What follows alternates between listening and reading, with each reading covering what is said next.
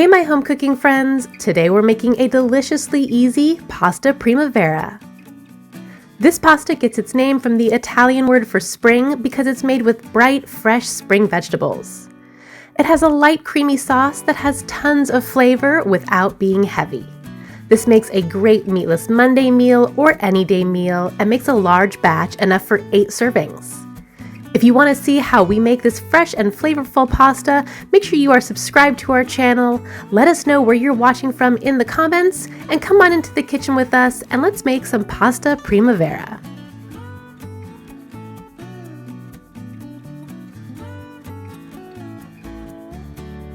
So the first thing we'll do is prep our veggies. I love how many vegetables are packed into this pasta, even our kids gobble them up.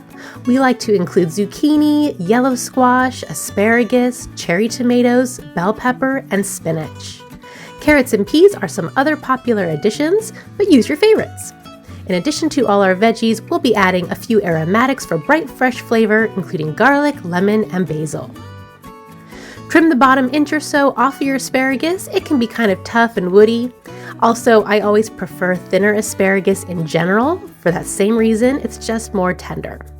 We'll use about 10 asparagus stems and cut them into 1-inch pieces.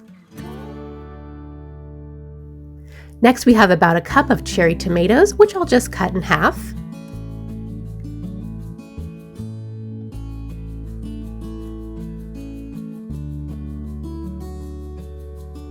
We'll also use a bell pepper. Red is my favorite, but orange or yellow would be good too. We'll just cut this into 1-inch pieces as well.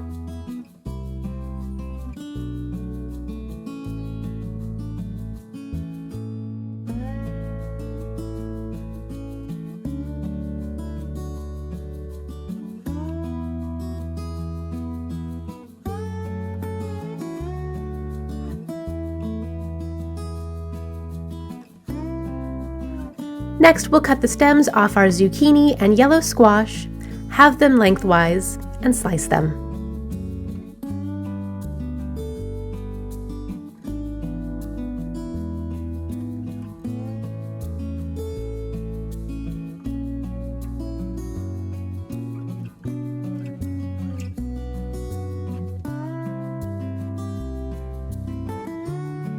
For our garlic, we'll peel and mince 4 cloves, or however much you like.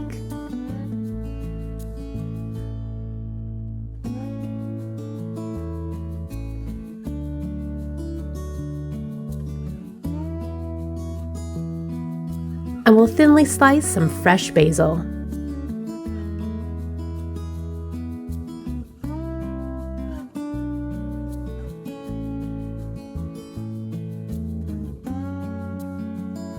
For our lemon, just slice it in half so we can juice it.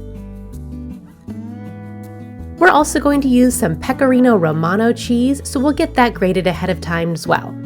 You could use Parmesan if you don't have pecorino romano, however, I really do think this cheese has tons of extra flavor, so I highly recommend it if you can. We'll only be adding a half a cup to our pasta, but great extra to serve at the table. Everyone likes extra cheese.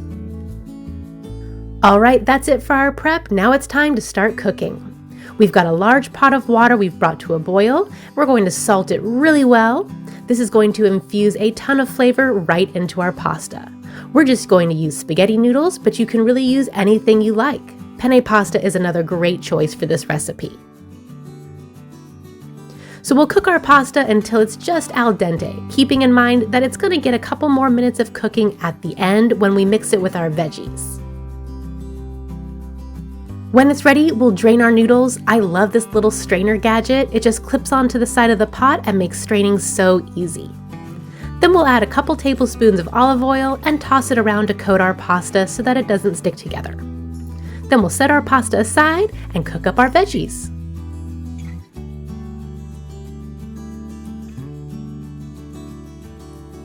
Toss all the veggies except for the spinach into a large pan over a medium heat with a couple more tablespoons of olive oil and saute them for a few minutes. We don't want to cook these into mush. We want them to be tender but still nice and fresh, especially the asparagus. There's nothing worse than overcooked asparagus. This should only take about 5 minutes or so. The spinach cooks in seconds, so we'll throw that in at the very end. Season the veggies with some sea salt, black pepper,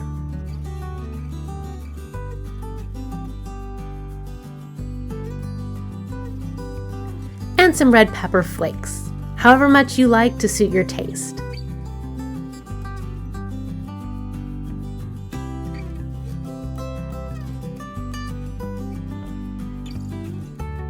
Make sure to stir it around as it cooks so they all cook evenly.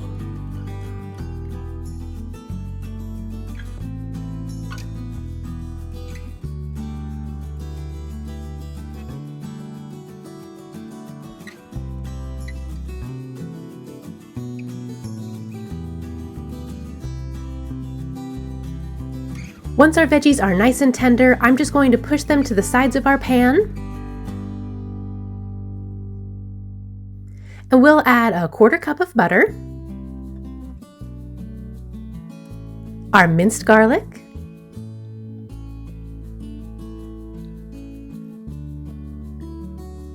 I also like to add a teaspoon of chicken better than bouillon. It adds a great full flavor to our pasta. If you want to make this dish truly vegetarian, you could use vegetable bouillon or leave it out entirely, maybe just add a bit more of your seasonings if you like. So we'll get that butter melted, our garlic lightly sautéing.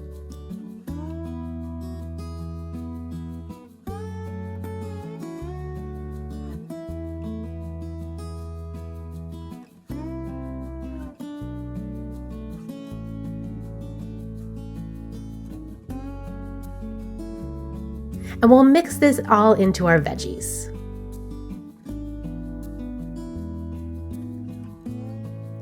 Alright, now let's finish assembling this dish. Throw all your fresh spinach just right on top of those cooked veggies.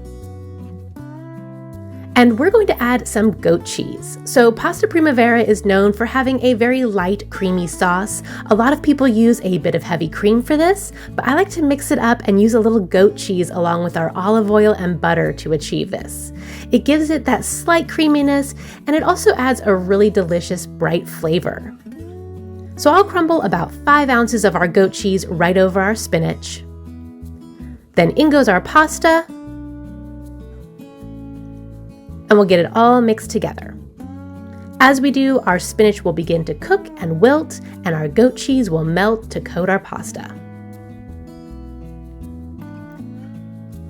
The last couple ingredients we'll add are the juice of half a lemon, half a cup of our grated pecorino romano cheese, and our fresh basil. Toss it all together to incorporate all those delicious flavors.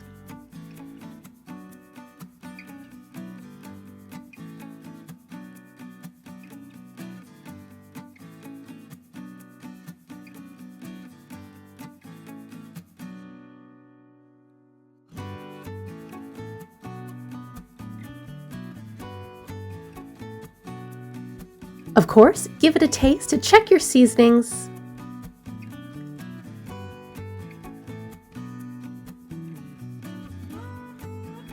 And your pasta primavera is ready to serve.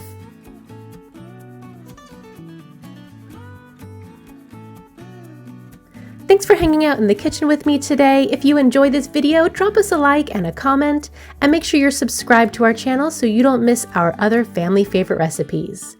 Have a beautiful day and happy home cooking!